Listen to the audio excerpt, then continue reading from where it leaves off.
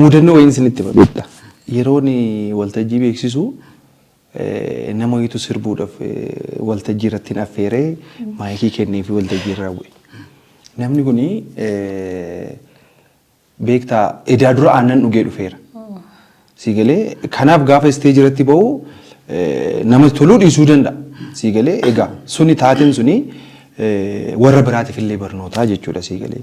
So tiyaatira illee gaafa hojjennu wantoota akkasii sana amma danda'amaa ta'e. Siigalee fakkeenyaaf hojii nuti isteejii irratti hojjennu suni hojii humna nu barbaachisu ta'e nyaata humna nu kennu nyaannee ba'uu qabna. Hojii immoo humna nu barbaachisne yoo ta'e immoo nyaatuma salphaa hojjennees fudhannee soo baane yookiin nyaannee soo baane rakkina hin qabu. Maaliif Stage challenge qaba. Challenge qaba lammaffaa waan biraa immoo booddeen isinitti. Kaameeraa dubataa sana. Muuxannoo kaasuu yaadu. Kaasna guddaa. Muuxannoo sitti deebina meeshaa wal qabsiisneeti. Aartii hojiilee aartii garaagaraa akka hojjettu nuuf hin kan jirtu hojiilee hojjettu keessaa muuziqaallee ta'uu danda'a, fiilmii ta'uu danda'a, tiyaatira, mana uffata aadaallee dizaayin gochuu. Hojii kana keessaa addatti baastee otoon kanaan guddadhe kan jettu meeqamiidhaan? Gara fuulduraatti otoo godhee qabatee fuulduratti deemsisuu barbaaddu. Ahaa atamma kan jechaa jirtu luka lama qabaadheef luka lamaan koruu. Wal birallee qabsiisee deemuu danda'a. Garuu immoo keessaa mooroo qabatee deemuu sanaaf. Hojii nama baay'ee qabattee deemaa hartaa tokko dhiyeessee jechuu keessatti. Jechuun gara fuulduraatti akkumatti deemee jechuudha. Otoo kanaan guddadhe otoon kanaan bakka kana ga'e. Naa galeera. Beektaa namni waan hunda waan danda'uuf hundaan milkaa'uu dhiisuu danda'a hundas fuudhee deemuu dhiisuu danda'a. Kanaaf anumti illee sana keessaa tokko waan ta'eef ani osoon kaayyoon kiyya gara fuulduraatis tokko weellisaa jabaasaa ta'uun barbaada. Lammaffaan immoo aaktara fiilmii ta'uun barbaada. Lamaan kanarratti hin cimu barbaada. Lammaffaan hojii gaazexeessaa cimaa ta'uu illee barbaada. As keessatti tokko gaafa weellisaa cimaa taatu waan saba keellee dubbatta beekta. Waan sabaallee baastee dubbatta. Aadaa saba keellee ittiin ibsita. Waan tanaan dura irraanfatame sanallee baastee ittiin ibsita. Kanaaf weellisaa jabaa, aaktara fiilmii jabaa fi gaazexeessaa jabaa ta'uu isaan barbaada. Gaazexeessaa ta'uu kanan barbaadu immoo miidiyaa mataa kiyyaa banachuudhaaf itti jira fuulduratti kuni karoora kooti. Kanaaf ati jirta. Biriijirraa ari'aan barbaadu. Lakki bakka lachittuu akka hojjettu carraa kennidaaf. Kanaaf isa kana gaafeetti na gaafatteef isaan kana. Rifeensa maaliif muratte? Dulluma dhufe. Murateen fakkaatu. Dhuguma shurrubbaa qabaayu. Bubbuleera. Normaalii rifeensa yeroo baay'ee murachaan ture. Tokko yeroo Haacaaluun du'essanis mana hidhaatti muradde. Dhedheeraa ture baay'ee. Yeroo mana hidhaa jirtaayyuu? Sababuma sana hidhamee ture. Ergasiis dheeresseen ture. Nan argaanillee. Yoo dhedheeressine xiqqoo ishee. Dura garuu sirraa muran jechuudha. Sanaafi qabsoon kun waan badaas hin barbaachisu nuuf barbaachisa. Inni biraa mocho warruma shamarraniitu nama daree beekta. Ani keessa hin jiru miti. Ati dhadhaadhaan dhamaati aarsaa meeqatti kaffaltee guddiste. Gara biraa immoo osuma as keessaa hin bahin yeroo jijjiiramaa bara 2010 seensa 2011 yeroo jijjiiramaa sanitti kallattii garaagaraatiin waan baay'eetu jira jechuun Finfinnee keessa keessumaa gara Burrayyuu fa'aa wanta Burrayyuutiin wal qabatee immoo wanti naannoo keessanitti ta'ee jira jechuun ani wanti yaadadhu jira. Mana uffataasaa jechuun sababa wanta Burrayyuutti ta'ee sanii wal qabatee rakkoo keessa galteerta. Waan ta'ellee ol qajeelchiteerta kan jedhamu mee waan sana akkasumatti irraa haasuuf jechuudha. Suni beektaa ani waa'ee uffata aadaa Oromoo gaafa kaastu beeki guyyaa sana yaadadha. Guyyaan sun anaaf guyyaa hamtuu ture. Miidiyaan daddabarsaa turanii inni mifaanillee miidiyaa baay'ee dabarsaa ture.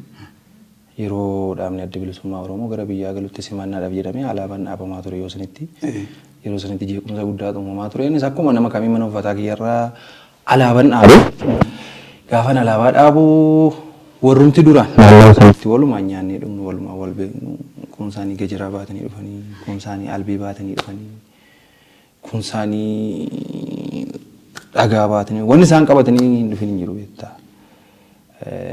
Akka carraa ta'ee faranjoota wayiitu na bira ture uffata wayiidhaa ilaalaa turanii dhufaniituma alaabaa kana tatarsaasanii jeequmsa wayiidhaa uuman beektaa. Sana booda faranjoonni isaanii boota akkasii kana jaalatanii baanii deemanii mucaa artistii wayiitu na bira jira maqaa isaa dhabuun fedhu nama baay'ee walitti dhiyaanudha beektaa. Innis ba'ee deemee sana boodaan kophoo kiyya nafe. Jarri garuu mana caccabsaa darbata kottu gadi bahii maal jedhu natti dhaadatu warra dhaabatanii sana boodaanis akkuma godheen echa gadi cufadhe poolisoonni dhufanii narraa ari'an beektaa. Poolisoonni dhufanii narraa ari'anii bakka tasgabbaa'ee jennee cufannee teenye gadi bahuu hin dandeenyu. Sana booda erga poolisoonni darbanii ammas baay'atanii dhufan beektaa. Bakka isa lammataa kana bakka abdiin kutadhe beektaa. Maaliif gajaraa baatanii deemu beektaa.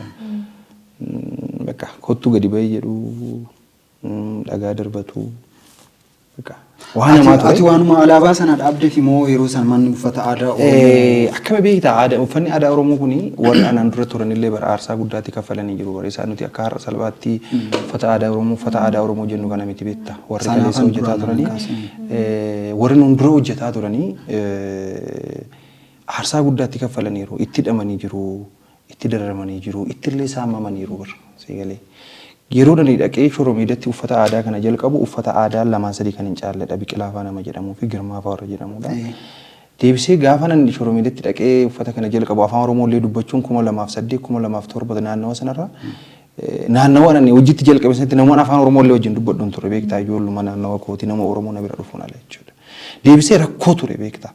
Ati uffata aadaa Oromoodhaaf fanniste jechuun bakka alaabaa ABO'dhaaf fanniste jechuudha. Even uffatuma alaabaa abbaa gadaa qabu kana alaabaa ABO'ti jedhu dhufaniituma sirratti hidhu. Sana sirraa fuudhanii kottu sin jedhu si oofan. Warri naan dura turanillee aarsaa guddoo kana caalatti kaffalaa turan. Yeroo sanattillee rakkoodhuma akkasiitu ture. Sigalee yeroo sanattillee rakkuma akkasiisantu ture waan ta'eef manuma uffata aadaa Oromoo ta'uu isaatirraan kan ka'e addatti ana taargeetti namummaa kootiif yookiin immoo parsanaalii taargeetti na godhataniiti miti. Manni uffata aadaa Oromoo suni bakka sanitti ijaaramuunsaa. Sigalee hiddi wadaa garbeet gibaa faanaan jechaa ture. Hiddi wadaa garbeet gibaan እዛ ክፈት እዚህ አይፈቀድልም ይሄ የአዲስ አበባ ነው ይሄ የኦሮሚያ ልብስ ከፈለክ እዚህ እናቃጥልልሃለን በቃ ወንሳን ናናዋ ሰን ሞ የሮሳን ቹማ ቃሳኒን ካሱ አማ nama siyaasaa tokkotu sochoosa jechuun ani yeroo san achi waan anjuuf nam beeka sirriitti naannawa sani nama siyaasaa tokkotu sochoosa ammallee faalladhuma dhaabbatanii jiran namichi sun amma jechuun naannawa Shiroo Meedaa eenyutu sochoosa yoo jedhan namni beeku inuma beeka nama siyaasaa warra garii warra sadii yookaan immoo kan amma effi warra jennu kan hoogganaa jirudha jechuudha. Akka sababuma barbaadama yeroo san sabab barbaadama miti nuti mana uffataa qabaannee miti ijoolleen keenya namni baay'ee miidhamaniiru baay'ee ijoollumti nuti beeknu mucaa tokko faa gurra muran beektaa maqasiidhaan gurra faa irraa muran beektaa balaa guddaatu ga'e yoo ta'e manuma uffataa maa hojjettaadha jechuun hin barbaadu kaa jechuun tokko namni afaan Oromoodhaan Oromoo karaarra deeman adda baastee hin beektu garuu manni uffataa aadaa Oromoo ibsa waan ta'eef Oromoodhaa jedhanii dhaqu. Tokko mucaa bari dhugaa dubbachuudhaaf du'aaf jireenya gidduutti bakka hin du'a jennee mana uffataa aadaa qaba ture. Bojaa nama jedhamudha. Obboleessatuyyuu lubbuu isaa baraare beekta. Akka malee miidhan hin du'a ture. Mana yaalayyuu galee bakka du'aaf jireenya gidduutti dhiisan beekta. Guyyuma ana irratti kana godhan kana jechuudha. Baay'ee shiroo. Sana booda mucaan suni inni gadhiise. Kuni kalaa lagartee amma akka taargeetti. Gariin achi jiran baay'ee amma sodaachisaadha jechuun. Amma ta'e amma washi. Yeroo wanniitis yeroo du'aa caalu yeroo ijoolleen baadiyyaarraa dhufanii ta'u akkas ol qajeelan ijoolleen yeroo san homaan goone manallee darbannee dhaadachaatuma deemu jechuun gaafa waxabajjii 23 gaafa 23 Ani immoo achaan jiraayyuu mana nan jiraayyuu yeroo sana. Ijoolleen yeroo karaarra deeman gartuu numti yeroo sana akkas fakkaatan jiganii gadi dhufan. Federaalota bira darbanii maal dhagaa qabatanii yeroo san ijoolleen mana darbachuu jalqaban. Ammallee safarri sun mijataa miti. Kan amma qabatee tura sulultaan galte. Sana dura lakki.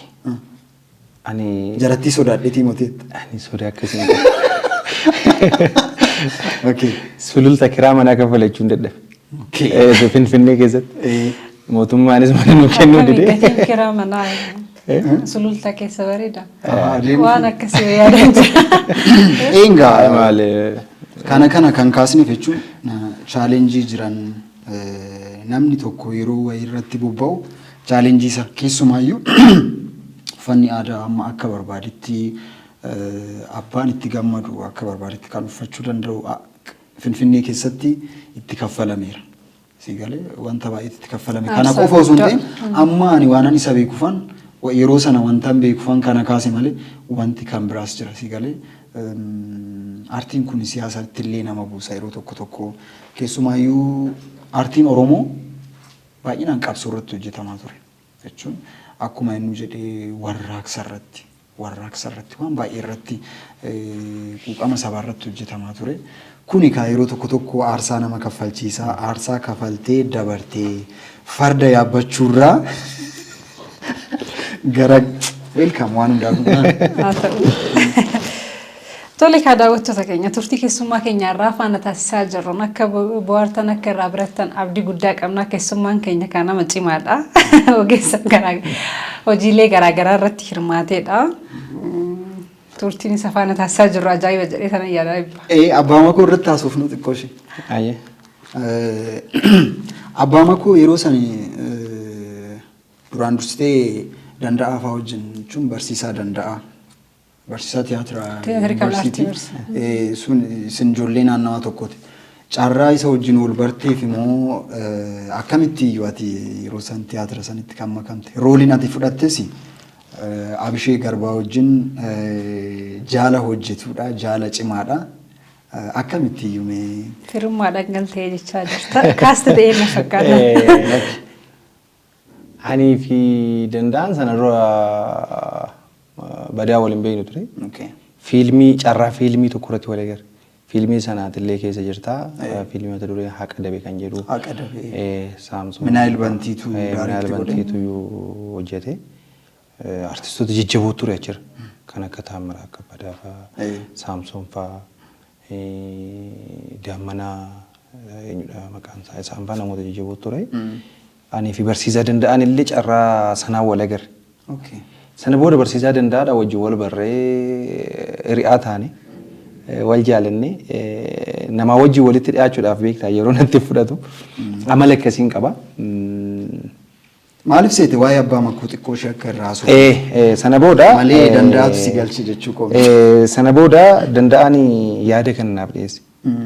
Tiyaatiricha durumaanuyyuu kaasti godhamanii turanii. Namoonni biraa namni biraa bakka kiyya sanallee namni kaastii godhamee ture. Sana booda dabil kaastii sii kennina hojjedhu na jedhanii danda'an natti hime nan naqee nan shaakalee nan yaale. Egaa wanticha sana iddoo kaastiitti na godhas sana fiitan godheef natti fakkaata. Sagaleen kee adda baay'ee jechuun namni tiyaatira sallaalee beekuu danda'a dhugaa rabbi jechuun akkuma dura jenne tiyaatiriin parfoormaansiin cimaan inni gaafatu tokko sagaleedha.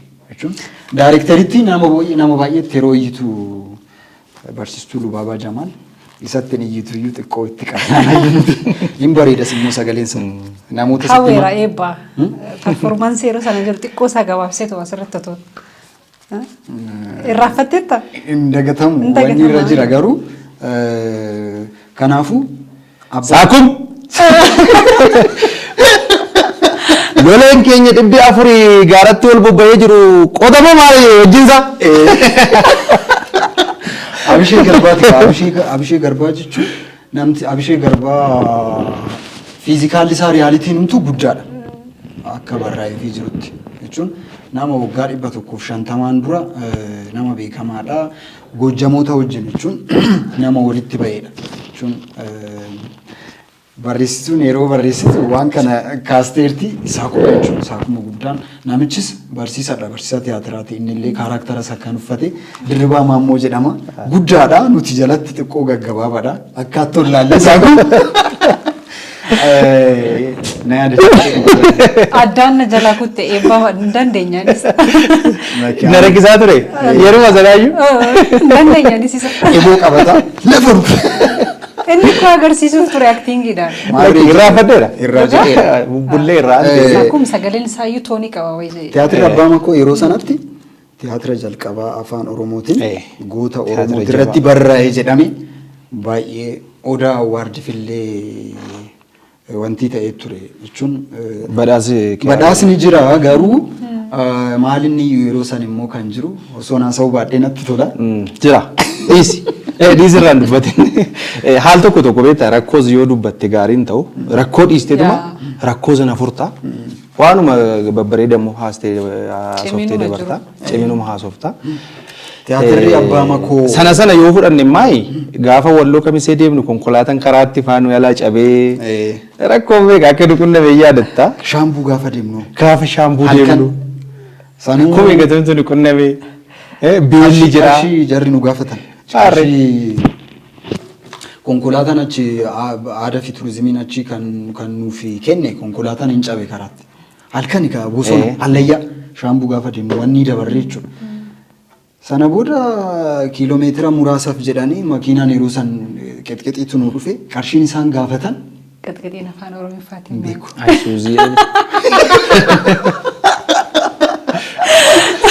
Barataa afaanii miti.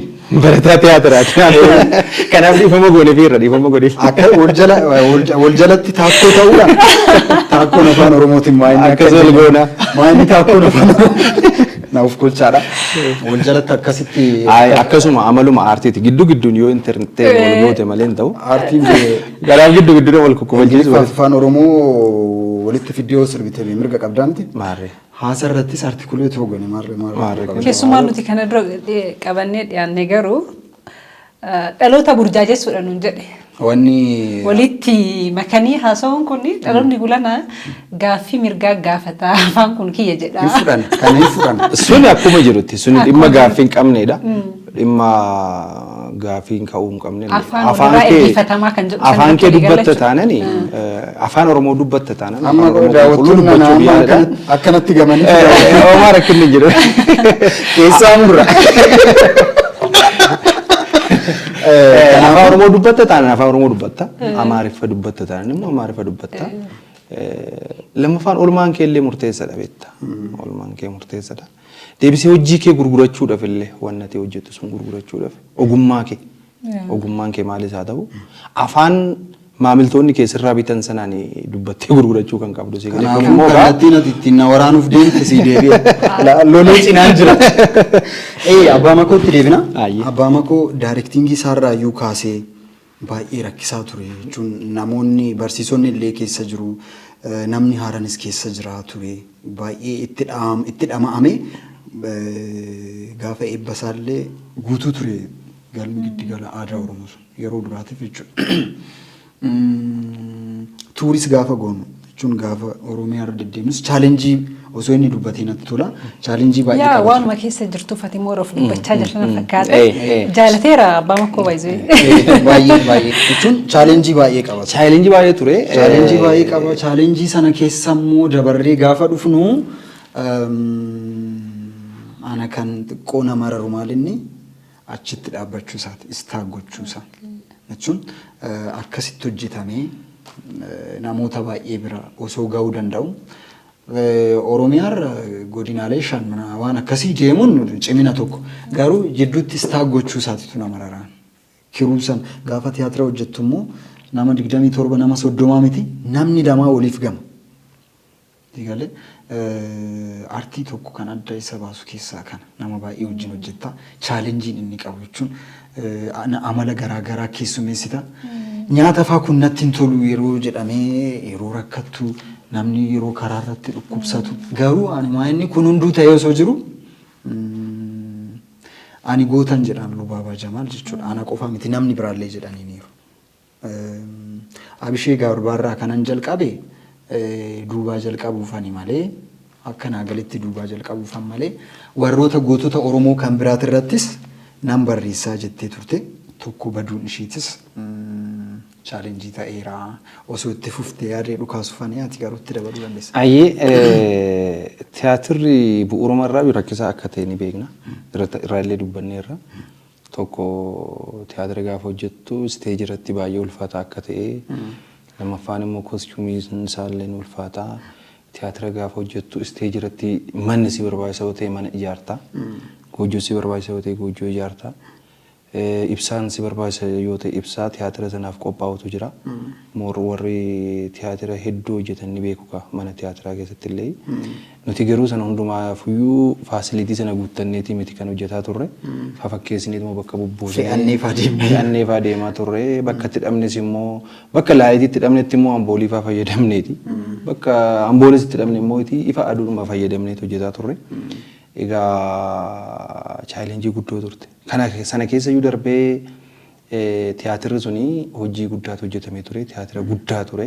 Tokko seenaan irratti barreeffamellee seenaa jabaa fi seenaa bal'aa ture. Egaa tiyaatirri immoo kan si hojjisiisu seenaa isaati. Seenaan isaa waan gaarii yoo ta'e waanuma gaariitu hojjetama waan ta'eef jechuudha.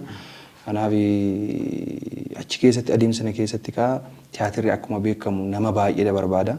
Nama baay'een suni darbee bakka dabalkaasinitti kennamu yoo jiraatin ala nama 30 barbaachisa taanaan nama 30 fudhattee deemta. Nama 30 fudhattee deemtu kanaaf immoo baasisaa gaafa hojjettu amma akkasii barbaachisu laali herreega guddaadha. Yeroo sanitti ispoonsarri hin jiru namni nu gargaaru hin jiru. Amboo irratti fayyadatta barattoonni wanni nu wala cabsani. Mastaawutii. Wanti addaraashaa guddaa cabsan akkuma jirutti. Kanaaf rakkoo guddoodha jetta. Namni bishaan leetira takkaallee osoo irraan buufatiin galta jechuun osoo irraan buufatiin wanni dhuma baastii tiraanspoortii fi maal baastii chaalenjii guddaa qaba. Akkasii rakkoo guddootu ture sana keessa iyyuu darbee hojii guddaan hojjetame. Akkasitti sana keessa darbee godinaalee Oromiyaa amma ta'e keessatti agarsiifamuu isaatiif iccitiinsaa maali yoo naan jettee cimina Lubaabati. Jalqabaa kaasee agaruu sanatti jechuudha. Lubaaba jechuun dubartii jabduudha. Ani tiyaatiruma sanarratti bare nama baay'ee jabdu, nama kutannoo qabdu, nama onnee guutamtee jirtu, sabboonummaadhaan illee nama guutamtee jirtu turte. Kanaaf ciminni tiyaatira sanaa iccitiinsaa ciminuma Lubaabati. Cimina Lubaabati. Barsiisonni biraallee jiru. Barsiisonni biraa yoon kana jedhu Lubaabaa qofa jechuu koo miti. Achi keessatti Abishee Garbaa ta'ee kan hojjete Dirribaan jira danda'an barsiisaa danda'an jira. Warri kunis akka taatotaatti hundi isaanii iyyuu gahee mataa isaanii qabu. Gahee mataa isaanii baatanii jiru. Gahee mataa isaanii baatanii jiru gaafa jennu isteejii irratti hojjechuu qofa miti baasee. Chaalenjii sana danda'anii bakka itti agarsiifamuu sana deemanii agarsiisanii deebi'uu jechuun asiin gaafa Iluu Abbaa Booraan mattuu gaafa deemnu rakkoo guddoon nu qunname gaafa asii Wallisoo Kamisee gaafa deemnu karaa irratti konkolaataan nu harkatti cabee konkolaataa biraa dhabnee rakkoo guddootu ture. Sana booda erga Kamisee keessa erga gallee haalli nageenyatillee sirriin turre achillee geenyee waa baay'eetu nu qunname as keessatti beelamuun jira dheebochuun jira iddoo bultii garuu wanti guddoon gaafa Kamisee geenyu immoo simannaan achitti simannaan isaanii addatu.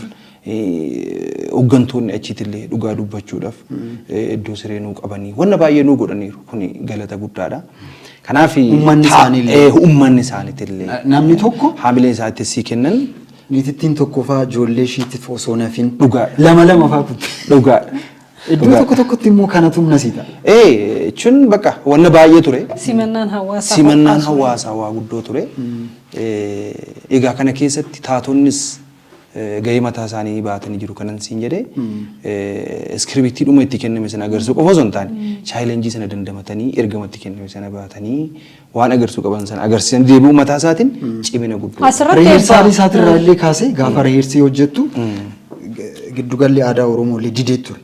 Lubaabaan yeroo sana jechuun yoon kaasee darbee homaa rakkoon qabu cimina ishii ani inni jedheerra yeroo san Lammaa Magarsaa bira seente. Dhugaadha nan beeka. Eeyyamuu fi didanii jechuudha.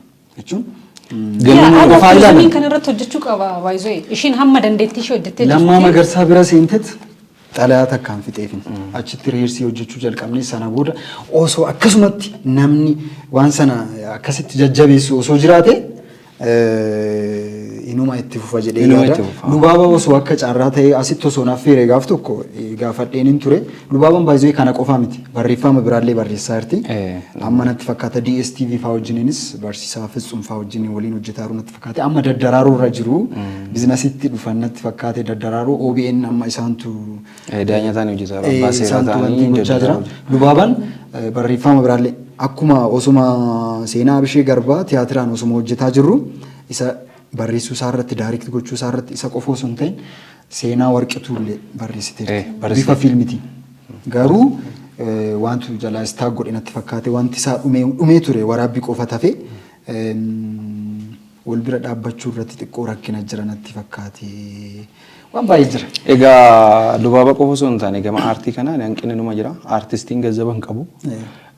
Jaalalaa fi uummata qofa qaba waan ta'eef tiyaatirris aartii keessaa qaama tokko waan ta'eef kanaaf warri qabeenya qaban abbootiin qabeenyatillee waan gaafatamtanii tole jedhaadha jenna. Waan keessatti hojjetamaa waan ta'eef warri aangoorra jirtanillee maqaasaa kaasee akkuma nama maqaasaa kaasee yeroo san nu gargaare sanitti aangoo keessanitti fayyadamaa. Waan kana baay'ee itti fufsiisuu kan qabu aadaa fi turizimiidha jedhee. Isaanumaanuu jenna. Warra aangoorra jiru keessaa tokko isaanuma waan ta'eef isaanillee aangoo keessanitti fayyadamaati. Waan karaa banaa. Waan Oromoo kana waan aartiidhaa kana keessumatti. Mee karaa keetitti taatee binuti waan baay'ee tokkasne yeroo nunga waan ta'eef gaaffii keenya gaggabaabsinee xumuruudhaaf mudannoon ati guddaan inni si mudate yookaan immoo chaalenjiin si mudate hojii aartii kana keessattis ta'uu danda'a sila kaasee jirta uffata gaafa hojjettu mudannoo guddaadha kan si mudate chaalenjiidha innis garuu immoo akkuma waliigalaatti hojii aartii kana keessatti wanti guddaan mudannoo si mudate maalidha? Hojii aartii keessatti mudannoo guddaadha jedhee kanan fudhadhu hin qabu. Maaliif waltajjii fa'aa yeroo qindeessitu wanta addaa achi keessa taa'ee Financially waan mudatu natti hin fakkaatu wanti baay'een challenge isa godhu maaliif jennaan business maanidha innis. Like aangilii sanaan miti kan jechuu barbaade namni gaafa hojii guddaa hojjetu muuxannoon isa qunnama jechuun balaan isa qunnamuu danda'a yookiin immoo chaalenjiin isa qunnamuu danda'a beekta. Ani immoo hojii agas mara hojii guddaa hojjedhee chaalenjii guddaadhaaf na saaxilu yookiin immoo chaalenjiin akkasiin qunnameera aartii keessatti jedhee waan addaan qabu. Fakkeenyaaf hidhamtee turtee miti? Suni keezii mataa isaa danda'e qaba. Aartii wajjin hin qabatu. Sirba warraaqsaa waan sirbiteef miti kan hidhamte. Lakki. Suni keezii mataa isaa qaba. Kanaaf akka salphaatti erga jedhi jettani. Anis erga gaafatame maafan dhiisa jedhee wanti nu godhu waraate.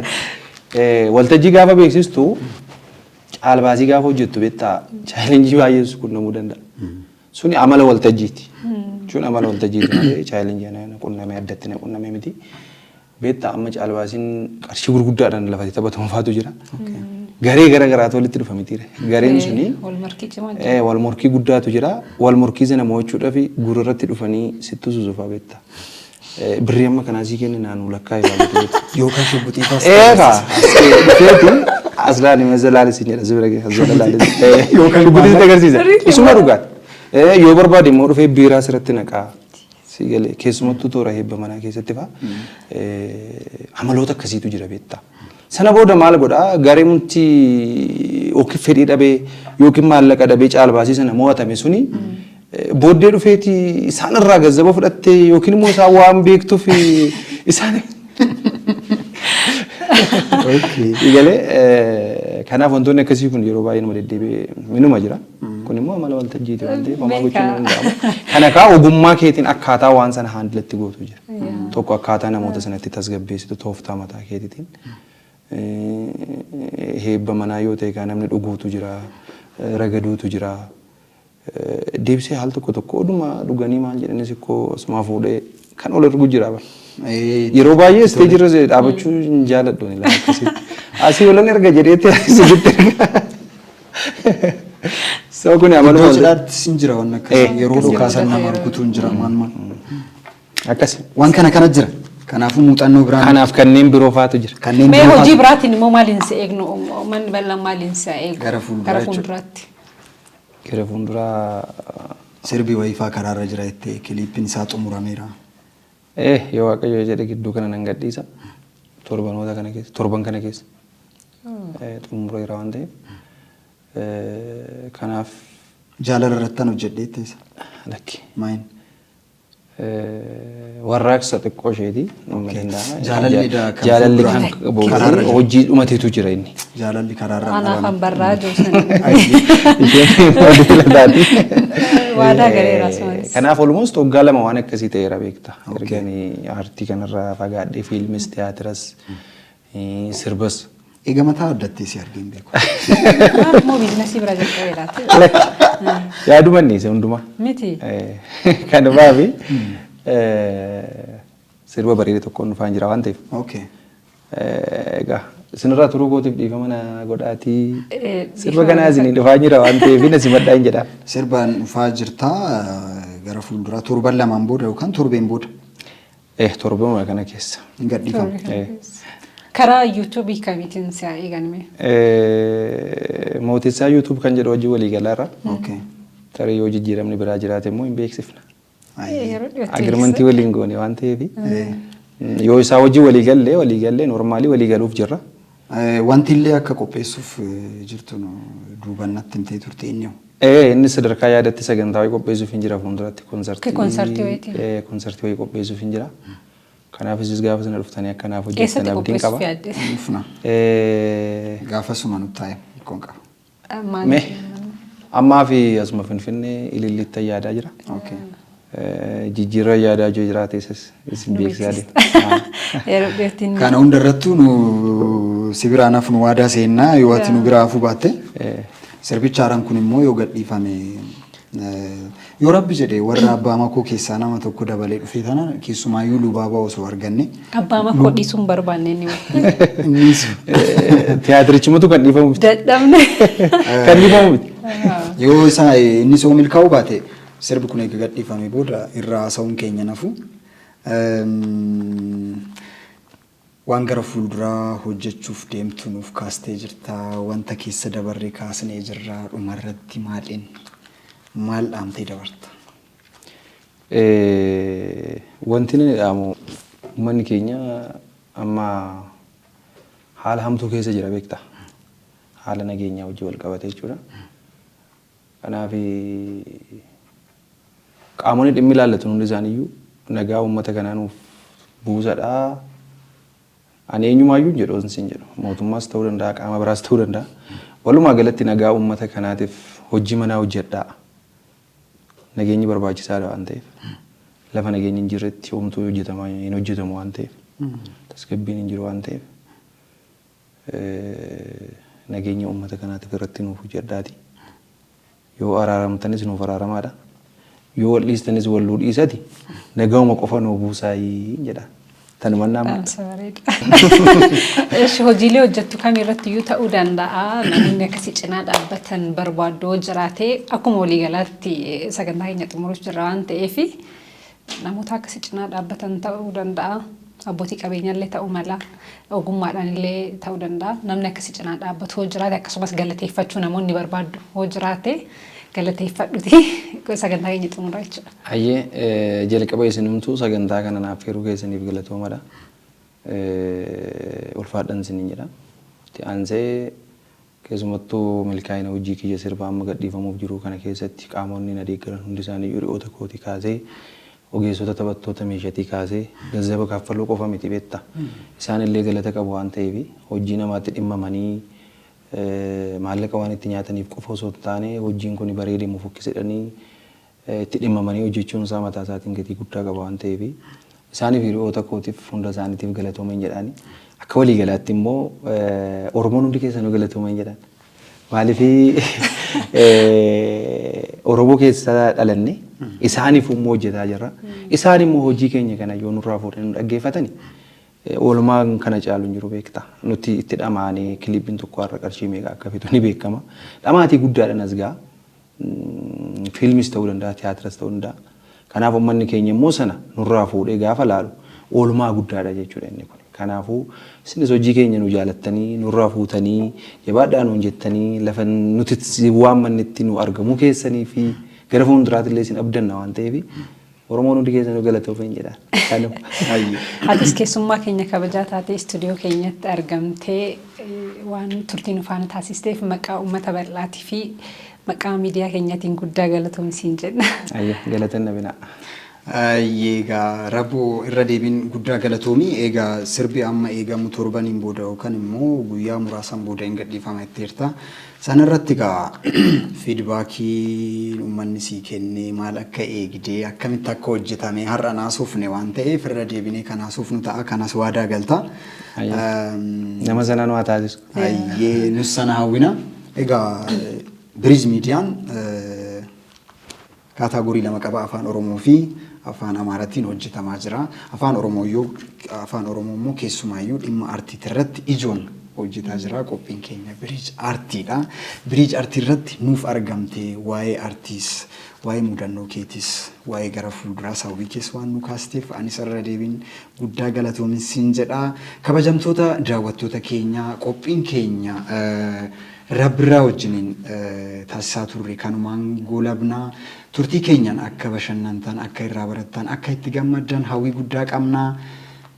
Yeroo biraa keessummaa biraatiin kan deebinee wal agarru ta'a. Rabbiraa galatoom. Galatoom. Artiist Rabbiraa jechuu dagateera baay'ee. Lakkiriyyummaatu akka akkasumaan jedhamu. Lakki inni sirriidha. Isuma dhugaa artistii jedhamuun fedhu. Ganaadha. Hojiitu si jechisiisan jedhama. Jalqabuma jettee ka'uu qabda. Artistii ofii jettee. Kaameraamaaniin keenya Boggaala Aftaamuu maaf dagannaaree galatoomi siin jenna. Atis gaa turtii keenyaaf roolii guddaa nuuf taphattee galatoomi siin jenna. Waraabulaa deemna.